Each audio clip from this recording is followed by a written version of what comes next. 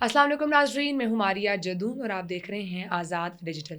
ناظرین، آج کے کافی اہم ٹاپکس ہیں ہمارے پاس۔ ناظرین، آج ہم بات کرنے جا رہے ہیں جو عمران خان صاحب کے ایکس اکاؤنٹ سے شیخ مجیب صاحب کی ویڈیو اپلوڈ ہوئی ہے، اس کے اوپر ایف آئی اے نے عمران خان صاحب کے اوپر ایک انکوائری کا آغاز کر دیا ہے، ایک انکوائری کا فیصلہ کیا گیا ہے۔ اس کے اوپر اب مزید کیا سٹانس لے گی پی ٹی آئی، کیونکہ اس کے اوپر حسن رؤف صاحب کا بھی کامنٹ آیا، وہ یہ کہہ رہے ہیں کہ یہ جو ہے نا یہاں سے نہیں، باہر سے بیرون ملک سے اکاؤنٹ آپریٹ ہو رہا ہے، کس نے ایکسیس دی، کیوں دی، یہ بہت سارے سوال ہیں، اس کے اوپر بات کریں گے۔ سیکنڈ ناظرین، کافی ایک اہم امپورٹنٹ سٹوری ہے، ایک نیا ادارہ قیام میں آیا ہے، SIFC، special investment facilitation centre. اس کا قیام کیوں ہے، کیوں کیا گیا ہے، اس کی کیا ضروریات پیش آئی ہیں گورنمنٹ کو کہ یہ ایک ادارہ بنایا گیا ہے، اس کے مقاصد کیا ہیں، اس سے فیوچر میں آگے کیا بینیفٹ ہو سکتا ہے پاکستان کو، کیا مزید سرمایہ کاری ہو سکتی ہے، کیا انویسٹمنٹ باہر سے یہاں لائی جا سکتی ہے تھرو دس چینل۔ اس کے اوپر مزید ہم آپ سے بات کریں گے، آپ کو بتائیں گے ادارہ کیا ہے، کیوں قیام میں لایا گیا اور اس کے مزید آگے اور اسپیکٹ بھی کس طرح سے آگے چل رہے ہوں گے۔ ان تمام پہ بات کرنے کے لیے ہمارے ساتھ موجود ہیں ایڈوکیٹ مظفر عباسی صاحب۔ سر بہت شکریہ آج آپ نے پھر ٹائم دیا ہمیں، ہمیشہ کی طرح۔ سر یہ بتائیے گا، جس طرح سے ہم دیکھ رہے تھے کہ کیونکہ عمران خان صاحب جیل میں ہیں اور ان کے اکاؤنٹ سے ایک ویڈیو اپلوڈ ہوتی ہے، اس کے کانٹینٹ پہ تو بات کرتے ہیں، لیکن اس سے پہلے سوال ہی اٹھا ہے کہ ویڈیو اپلوڈ کس نے کی، کیسے ہوئی، انہوں نے کیا کسی سے کروائی، کیسے ہوئی، کہاں سے ہوئی۔ اس کے اوپر ایف آئی اے نے عمران خان صاحب کے اوپر جو ہے وہ ان کے خلاف انکوائری کرنے کا فیصلہ کیا ہے۔ واٹس یور ٹیک آن دس؟ آپ اس کو ٹھیک سمجھ رہے ہیں انکوائری کا ہونا، یا اس کے اوپر مزید کچھ اسپیکٹ اور بھی کھل سکتے ہیں؟ اس کو ہم دو اسپیکٹس میں دیکھیں گے۔ نمبر 1 کہ جب کسی کے ذاتی اکاؤنٹ سے قانون کیا کہتا ہے، لا کیا کہتا ہے۔ لا یہ کہتا ہے کہ جب اگر میرے کسی ذاتی اکاؤنٹ سے، میرا پرسنل اکاؤنٹ سے اگر کوئی چیز بھی کسی ایسی اس میں نشر کی جاتی ہے تو اس کا ملزم میں ہوں۔ اب پھر یہ آگے جا کے فردر ایک اور اس میں کوئسچن کھڑا ہو جاتا ہے کہ ایک شخص جو کہ اس وقت جیل میں موجود ہے، جس کے پاس موبائل کی فیسلٹی، انٹرنیٹ کی فیسلٹی، کوئی ایسی چیز موجود نہیں ہے، تو اس کا اکاؤنٹ کیسے آپریٹ ہوا یا کس نے کیا۔ اب اگر اس میں کڑیاں ملائی گئی تو کہ کیا جو شخص اکاؤنٹ آپریٹ کر رہا ہے اس کو ایکسیس اگر کس کا، اس کو ایکسیس دی کس نے، نہیں ایکسیس کس کے پاس نہیں، اس کو ایکسیس دی کس نے۔ اگر میرا اکاؤنٹ کوئی اور آپریٹ کر رہا ہے اور اس کو میں نے اپنی رضا ایکسیس دی ہے تو اٹس مین میں اس کے جرم میں برابر، اس میں اگر کوئی غلط چیز اپلوڈ ہوتی ہے کنسنٹ کے ساتھ وہ، اور اگر کوئی چیز غلط اپلوڈ ہوتی ہے تو میں اس میں مجرم ہوں۔ اب حسن رؤف صاحب نے کہا کہ جی اس کا تعلق جو ہے وہ پی ٹی آئی کے اس سے نہیں ہے اور وہ ملک سے باہر۔ یہ ایک عجیب سی ایک جسے ہمارے کہتے ہیں نا بھونڈا قسم کا جواب ہے کہ اکاؤنٹ عمران خان صاحب کو جیل میں کتنا ٹائم ہو گیا، ان کا اکاؤنٹ اس کے ساتھ ساتھ آپریٹ مسلسل ہو رہا ہے، ان کی ٹویٹس کو ری ٹویٹ بھی کیا جاتا ہے اور ان کے تمام سوشل میڈیا اکاؤنٹس کو پراپر جو ہے وہ یوز ہو رہے ہیں۔ اچھا، اب اس میں ایک اور دیکھ لیں کہ تمام پی ٹی آئی کے سوشل میڈیا کے لوگوں نے اپنے تمام ایم این ایز کو، پارلیمنٹیرینس کو اور اپنے ورکرز کو کہا کہ اس کو ری ٹویٹ کریں، یہ بھی ریکارڈ کے اوپر موجود ہے۔ اچھا، ایسی کئی اور چیزیں۔ اب اگر آپ ان کو بھی آئیڈیا نہ ہو کہ اپلوڈ کی کس نے، اس لیے انہوں نے کہا ری ٹویٹ۔ دیکھیں یہ ایک ایسی چیز ہے، حسن رؤف صاحب بھی کہہ رہے ہیں کہ میں نے تو بھی دیکھی بھی نہیں ہے، اگر اس کا کانٹینٹ پی ٹی آئی کے نظریے کے مطابق نہ ہوا تو پھر اس کے اوپر اس کو ریموو بھی کیا جائے گا اور ہم کارروائی بھی کریں گے۔ یہ بات تم نے کہہ دی، لیکن سوشل میڈیا اور 5th جنریشن ہمارا ایسی ہے کہ جس میں ایک دفعہ بندوق سے گولی نکل جائے تو یہ تو ایسا ہے کہ جیسے میں کوئی بندہ مار دوں اور پھر آ کے کہوں کہ جی مجھے تو پتہ ہی نہیں چلا، وہ پسٹل میرے گارڈ کے پاس تھا، غلطی سے وہ چل گیا، تو لیکن اگلے کی تو جان چلے گی۔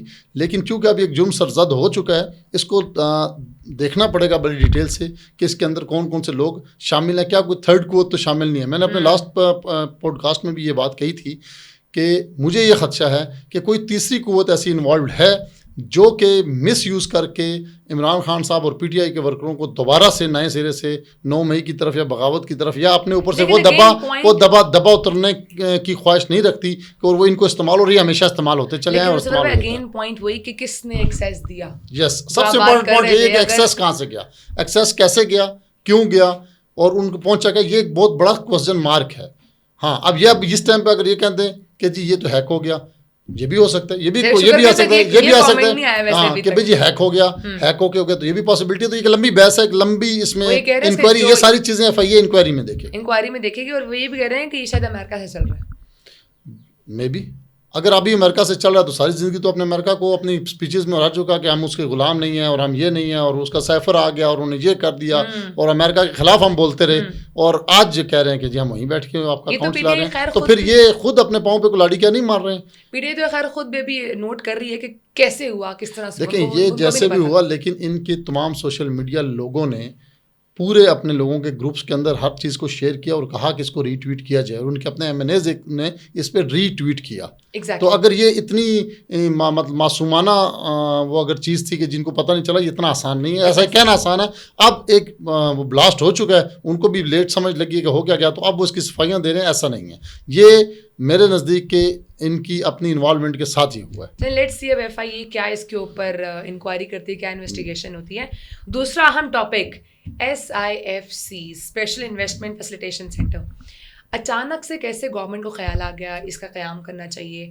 اس کے پیچھے کیا پوری ورکنگ چل رہی تھی، کب چل رہی تھی؟ تو میں چاہوں گی کہ آپ پوری انسائٹ اس کے اوپر ہمیں دیں، so we'll also get to know کہ کیا دیکھیں. پکنے جا رہا ہے. اس میں سب سے پہلے تو میں اپنے پاکستان اس SIFC کے اوپر بات کرنے سے پہلے آپ کو پاکستان کا جغرافیہ سمجھانا چاہوں گا کہ ہمارے ملک میں انویسٹمنٹ کب اور کیسے کیسے آئی. ہم نے اپنے ملک میں اندر کوئی پروڈکٹیوٹی کام نہیں کیا جس پہ انویسٹمنٹ آئی.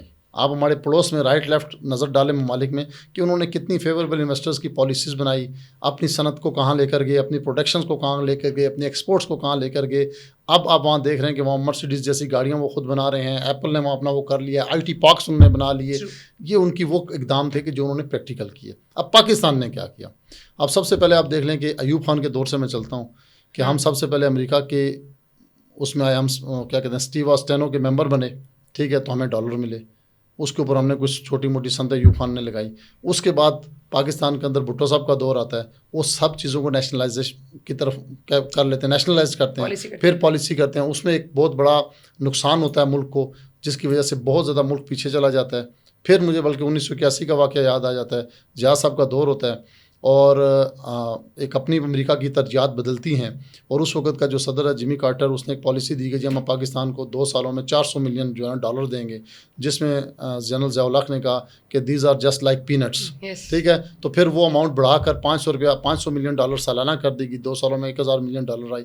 تو پھر ہمارے اندر خوشحالی آ گیا. ہم نے کہا جی جنرل ضیاء صاحب کا دور بہت اچھا گزرا جناب. جس دن انہوں نے سیٹ سنبھالی تھی اور جس دن کے جو ریٹس تھے، کسی چیز میں بھی کوئی بھی مہنگائی نہیں ہوئی، ساری چیزیں نہیں ہوئی.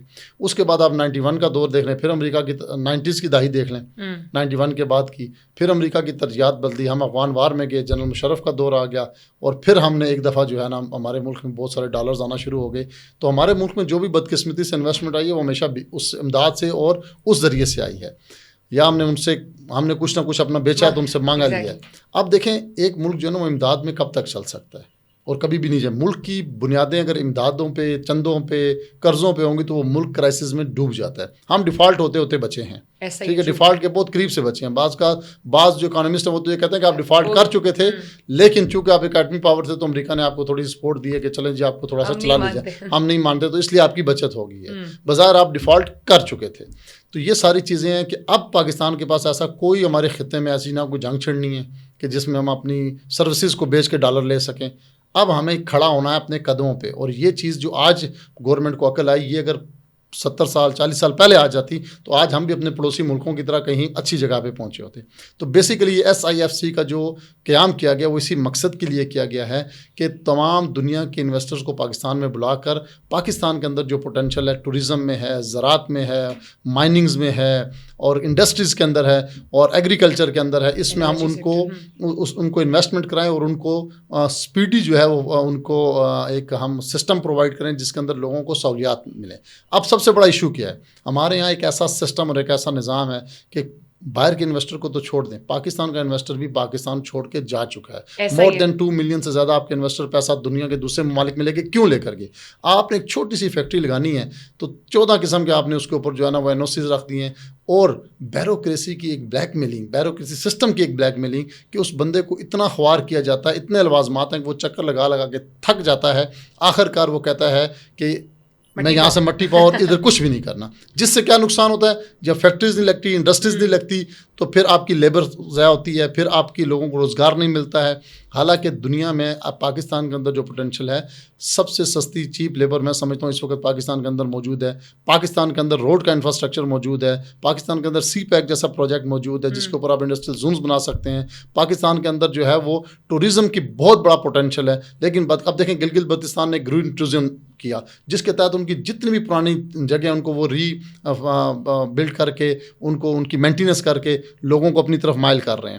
کیا یہ پورے پاکستان میں نہیں ہو سکتا؟ پاکستان میں بہت جگہ باتوں سے مجھے لگ رہا ہے کہ یہ پروڈکٹیو ہو سکتا ہے, یہ پروڈکٹیو ہو سکتا ہے اگر اس کی پالیسی ایسی بنائے گی کہ انویسٹر کو سیفٹی دے گی, انویسٹر کو ایزی جو ہے کیا گیا اور اس کو ہر فیسلٹی اس کی دہلیز پر پہنچائے گی, نہ کہ اس کو بیوروکریسی کے رحم و کرم پر چھوڑ دیا گیا تو یہ فلاپ ہو جائے گا. بٹ میرا کویشچن از ایسے تو بہت سارے اور ادارے بھی موجود ہیں جو اس پہ کام کر رہے ہیں, تو اس کی ضرورت دیکھیں پیش آئی, یہ اس کی ضرورت اس لیے پیش آئی کہ باقی جتنے ادارے ہیں وہ سسٹم کے وہ سسٹم کو اسی سسٹم کے تابع ہیں کہ جس میں انویسٹر کو ڈسکریج کیا جاتا ہے, اس کے لیے مسائل بنائے جاتے ہیں, کک بیکس لیے جاتے ہیں, کمیشنز دی جاتی ہیں. سب سے پہلے آپ جب کسی کے پاس جاتا ہے میں نے انڈسٹری لگانی تو سب سے پہلے پوچھتا ہے وہ بیوروکریٹ ہے اس سیٹ میں, ہاں بھائی مجھے کیا دو گے. تو یہ ایک ایسا سسٹم ہے نہیں, یہاں پہ دیکھیں یہاں پہ جو سسٹم بنا یہ ہے, اس میں سب سے اہم چیز یہ ہے کہ ایک تو اس کے مختلف ڈیسک بنائے گئے ہیں.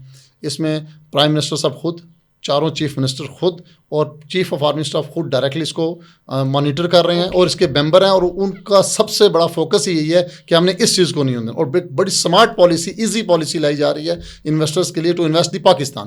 اس کے ڈفرنٹ ڈیسک بنائے گئے ہیں. سعودی عرب میں اس کا ڈیسک بنایا گیا ہے, اس کا قطر میں ڈیسک بنایا گیا, اس کا امارات میں ڈیسک بنایا گیا, اس کے اس کا چائنا میں ڈیسک بنایا گیا, اس کا یو ایس اے 6 ڈیسک بنائے گئے, اس کے یو ایس اے میں ڈیسک بنایا گیا کہ جہاں سے یہ لوگ وہاں لوگوں کو بیٹھ کے یہ صرف اور صرف اس بات کی مارکیٹنگ کریں گے کہ آئیں ہم آپ کو یہ فیسلٹی دیں گے اور آپ ہمارے ملک میں انویسٹمنٹ کرو. اور پوری دنیا کے اندر ایسا ہوتا ہے کہ آپ کے باہر کے انویسٹرز کو جو ہے وہ فیسلیٹیٹ کیا جاتا ہے. بدقسمتی سے پاکستان میں ایسا نہیں تھا. اللہ کرے کہ یہ انویسٹرز کو فیسلیٹیٹ کریں, ان کو ہر چیز میں فیسلیٹیٹ کریں تاکہ ہمارے ملک میں انویسٹمنٹ آئے اور ہم بھی ترقی کی راہ پہ گامزن ہو سکے. چونکہ اب ہمیں کہیں سے ڈالر نہیں ملنے, اب ہم کو یہ کرنا پڑے گا چاہتے نہ چاہتے ہوئے. شرائط کے بعد آئی تھنک اب اس کی ایک بہت سخت ضرورت ہے, ایک ایسا وقت دیکھیں نا جب آپ گزر رہے ہیں جہاں پہ دس از دی موسٹ امپورٹنٹ. جب آپ کسی سے بھیک مانگنے کے لیے جائیں گے, قرضہ مانگنے کے لیے جائیں گے تو وہ سب سے پہلے پوچھے گا دے گا کہاں سے. اب فار ایگزامپل مجھ سے, میں کسی سے قرضہ مانگنے کے لیے جاتا ہوں, IMF کو دیکھ تو وہ پھر وہ شرائط سخت نہیں ہے, وہ یہ دیکھ رہا ہے کہ آپ کے پاس ہے کیا, دیں گے کہاں سے. ہاں تو کہاں سے آپ ہمیں پیسے لوٹا سکتے ہیں, آپ یہ شرط لگا دیں, یہ شرط لگا لیں, یہاں سے آپ ہمیں جو ہے نا وہ پیسے کو واپس کریں. تو اس صورت میں جو ہے وہ جا کے آپ ان چیزوں کو کنٹرول کر سکتے ہیں اور تب جو ہے نا جا کے آپ کا ملک میں چل سکتے ہیں. اور اب اس چیز کی ضرورت ہے. اب اگر آپ اپنے قدموں پہ اگلے 4-5 سالوں میں پلاننگ کر کے پالیسیز کو چینج کر کے یہ بیوروکریسی کے گندے سسٹم کو ختم نہیں کریں گے اور انویسٹر کو فیسلیٹیٹ نہیں کریں گے تو آپ پھر کبھی بھی آگے نہیں نکل سکیں گے. آپ بھی بزنس کو ایزی بنانا اور انویسٹر کی فیسلیٹیشن, یہاں پہ جو لوگ موجود ہیں ان کے لیے اور جو باہر سے لوگ ہیں ان کے لیے یہاں پر ایسی پالیسیز بنائیں کہ آپ کے دنیا آپ کے پاس پیسہ لے کر آئے, نہ کہ آپ کے لوگ چھوڑ کے بھاگ جائیں. کر رہے تھے سور صاحب جس میں آپ بتا رہے تھے کہ انرجی کی کچھ سیکٹرز کو اتنی زیادہ بجلی ہو چکی ہے کہ دے ڈونٹ نو کہ اس کو کہاں پہ اسپینڈ کرنا ہے. تو ہم کل بھی سے بات کرتے کہ کمپنیز کو بلانا چاہیے, انہیں کہنا چاہیے. دیکھیں اس میں بہت آسان ہے, آپ صرف انڈسٹریز کے لیے بجلی کو اگر فری کر دیں, کس کے اگینسٹ, کہ جو بھی انڈسٹری لگاتا ہے اگر وہ اپنی پروڈکشن اور اپنا ہمیں یہ بتاتا ہے کہ میں نے اتنے اپنی پروڈکٹ کو ایکسپورٹ کیا اور اتنی ڈالرز کو میں پاکستان میں لے کر آیا تو ہم اس کو یہ چیزیں فری کریں گے, یہ چیزیں سبسڈائز کر دیں گے. تو ہر بندہ جان مارے گا کہ یار مجھے یہ فیسلیٹیشن مل رہی ہے اس چیز کے اگینسٹ. جب اس کی چیز پروڈکٹ ہوگی وہ باہر ایکسپورٹ کرے گا, آپ کے پاس ڈالرز آئیں گے, آپ کا ملک کی اکانومی اسٹیبل ہوگی, آپ اس کے سبسڈائز کریں. اس میں گورنمنٹ کو بھی فائدہ ہے اور انڈسٹریلسٹ کو بھی فائدہ ہے. ٹارگیٹ اورینٹیڈ آپ ٹاسک دے دیں, ہر کوئی کرے گا. چیزیں ہیں بہت ساری, بس انالائز کرنے کی ضرورت ہے. This platform can analyse them. لیکن چلیں اچھا یہ آرگنائزیشن آ رہی ہے جس میں ہم دیکھ رہے ہیں جس کو چینلائز کیا جا سکتا ہے. بٹ ایک کویشچن وہ یہ ہے کہ بھی بہت ساری پولیٹیکل پارٹیز ہم دیکھ رہے ہیں اس کے بھی اگینسٹ ہیں. سو دے ڈونٹ وانٹ کہ پاکستان سے باہر سے بھی انویسٹمنٹ پاکستان گرو کرے. بہت ساری پارٹیز نے ایک پارٹی جو پی ٹی آئی ہے, انہوں خورشید کوثری صاحب نے اس کے اوپر بولا ہے. اب دیکھیں ہمارے یہاں سب سے بڑا مسئلہ کیا ہے کہ ہمارا مخالف اگر کوئی اچھا کام بھی کریں تو ہم اس کو بھی سیاست کی نظر لیتے ہیں. جو شخص پاکستان میں انویسٹمنٹ آنے کے خلاف ہے, چاہے وہ کسی بھی پارٹی کا کوئی لے کے آئے, کل کو اگر پی ٹی آئی لے کر آ رہی تھی تو اس کا بھی یہ عمل بہت خوش آئند تھا. آج اگر پی ایم ایل این کے لوگ لے کر آ رہے ہیں تو جب بھی یہ عمل بہت خوش آئند ہے. ہم پاکستان کے بارے میں سوچیں, ہم پاکستان کے ساتھ محب وطن رہیں, نہ کہ اپنے سیاسی مقاصد کے لیے پاکستان اور پاکستان کی عوام اور ان کے لوگوں کا جو ہے نا وہ بیڑا غرق کریں. تو یہ سراسر زیادتی ہے کسی بھی پولیٹیکل پارٹی کی کہ اگر وہ کسی بھی ایسی کاوش کو جو پاکستان میں انویسٹمنٹ لانے کے اگینسٹ کو پر تنقید کرتی ہے, میں سمجھتا ہوں کہ وہ پاکستان کے ساتھ زیادتی کر رہے ہیں. ٹھیک ہے, تو آپ کو یہ لگ رہا ہے کہ ہمیں سب کو ایز اے پاکستانی مل کے سپورٹ کرنا چاہیے so we can bring good investment from بالکل آؤٹ سائڈ دا پاکستان. بہت شکریہ سر, آپ نے ٹائم دیا آج ہمیں اور ہم ڈیٹیل میں اس پہ بات کی ہے. ناظرین مزید بھی اس ٹاپک سے ہم بات کرتے رہیں گے. اس کے لیے آپ نے آزاد ڈیجیٹل کو لائک کرنا ہے, سبسکرائب کرنا ہے اور کامنٹ بھی کرنا ہے. ٹیک کیئر, اللہ حافظ.